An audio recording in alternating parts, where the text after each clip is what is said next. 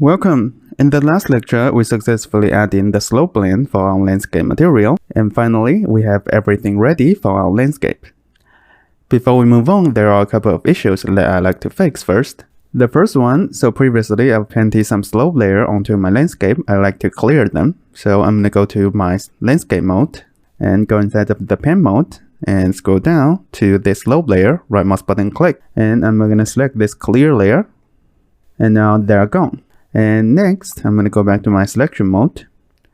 So currently, I think the rocks on my slope are still not large enough. I'm going to keep increasing the scale.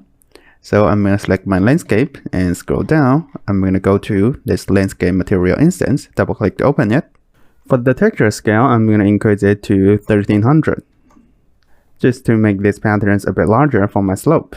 And the next thing that I need to take, so I'm going to select this BP Dynamic Sky, and I'm going to change this time of day to nighttime.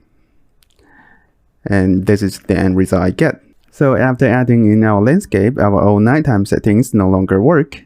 Now everything is too bright. And for that, I'm going to start tweaking this moonlight intensity. So currently it's 2.2. I'm going to lower it down to 1.5. Then for this nighttime relay scattering, I'm going to keep adjusting it. So I want my nighttime sky to be a bit darker, to something like this. Alright, I think this will do.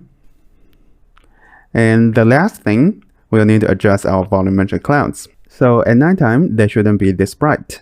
And in order to lower down their brightness, I'm going to first scroll down. We'll need to go to our volumetric cloud material, so click this icon to go to the material instance. I'm also going to take this live preview changes from MI, so that we can see the changes better. Then I'm going to open this material instance. So inside of this cloud albedo, this is where we can lower their brightness. So I'm going to take it, and for the brightness, I'm going to lower it down to 0.2. And this is the end result I get. I think this make much more sense for the nighttime sky. And for the daytime sky, we do want the brightness to be 1. So this is something that we need to adjust from Blueprint. So I'm going to untick this live preview changes from MI. Then I'm going to open my Blueprint actor. And currently I'm inside of this set volumetric cloud settings. And this is where we can take care of the brightness.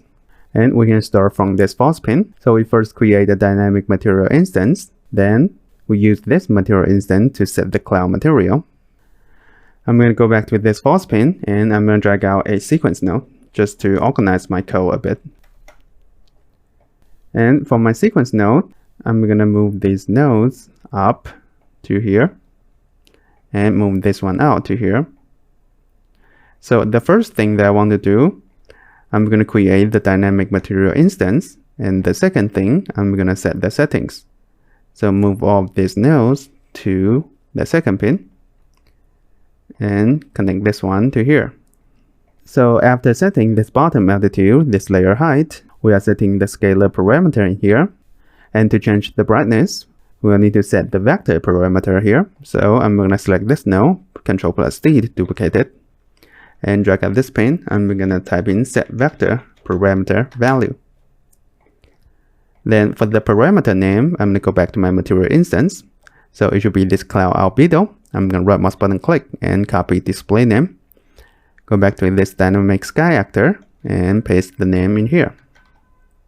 And for the value, so for the RGB, we can tint the clouds differently. And for the alpha, we are controlling its brightness. In order to set these settings properly, we'll need to split the struct pin of this value. And for this RGB, this should be the tint of our volumetric clouds. For that, I'm going to create a new variable for it. So click this app button to create a new variable.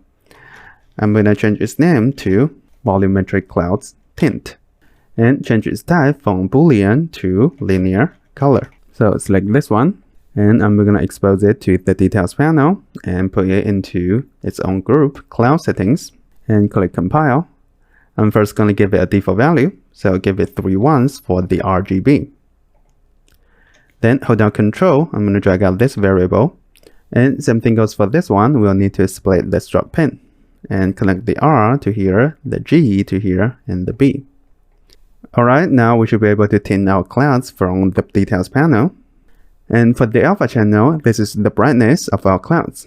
And for that, I'm going to drag out this pin. Since the daytime brightness and nighttime brightness are different, I'm going to use a select flow in here. Then I'm going to drag out the macro is daytime. Plug this one into here and promote this value A to a variable. Change its name to volumetric clouds, daytime, brightness. Expose it to the details panel, put it into the cloud settings group, and click compile. I'm going to give it a default value of 1. Then I'm going to select this variable, duplicate it, and change its name from daytime brightness to nighttime brightness. Then click compile. I'm going to give it a default value of 0.2. Then hold down Control, drag out this variable, plug this one in here.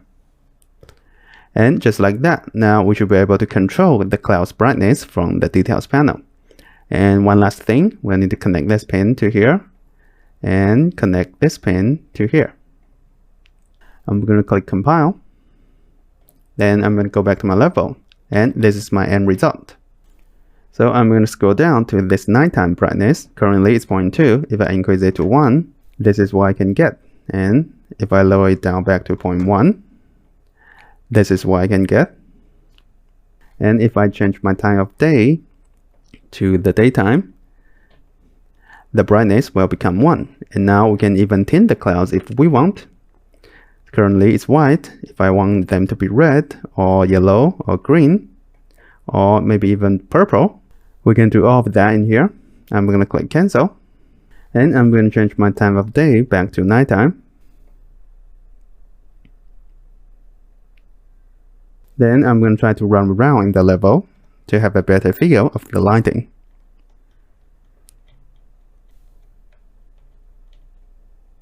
I think the sky is still not dark enough. So for this nighttime relay scattering, I'm going to keep lowering it down to somewhere near here. And for this moonlight intensity, lower it down back to 0.2. And try to run around again. And I'm also going to lower down the brightness of the slope layer and our ground layer.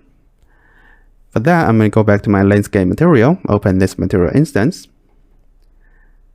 Then for the slope layer, I'm going to go to this detailed adjustment. I'm first going to increase its contrast to 1.2 and lower the brightness down to 0.9 and increase its saturation a bit to 1.1. Then I'm going to try to run around again. Yeah, I think this looks much better.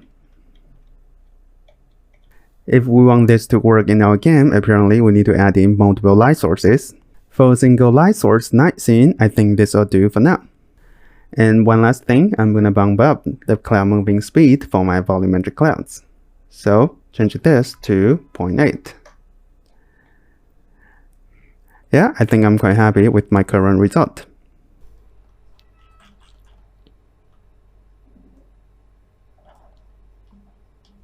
So these are my new numbers in my material instance for my landscape. I increased the texture scale for our slope, and I also made it a bit darker by changing the properties in here so that it fits better with our nighttime sky. And these are the new nodes that I added to my blueprint to control the brightness of the volumetric clouds. For the nighttime, I think they're way too bright, so I created these two separate variables to control the daytime and nighttime brightness. And this is what my final details panel looks like. Feel free to use this as a reference if you need, and I'll see you in the next lecture.